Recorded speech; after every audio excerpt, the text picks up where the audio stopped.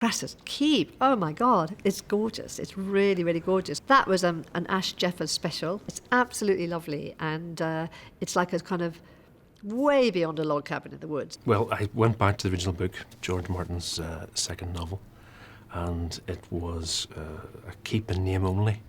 So it kicked off with, well, maybe we could do a little bit of stone, a little bit of timber, something they've taken over and built on.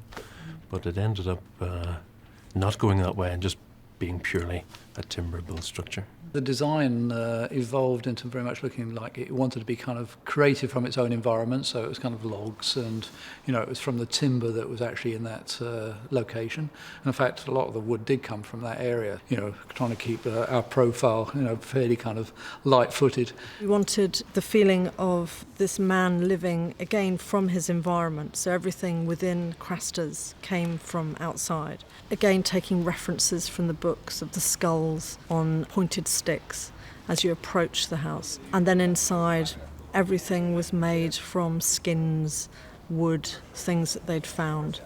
It was totally built from scratch, all out of proper big round chunks of trees. I mean, we got real tree trunks. There's nothing sort of setish about it. It's solid.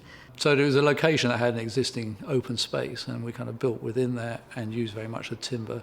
And obviously in the story it's supposed to be snowed up, so special effects had to come in there and create, the wintry environment. And what was great was that Stuart did a really beautiful thing with the snow. He kind of did this almost like a sort of hills in the distance. He took the blankets way up and put them up.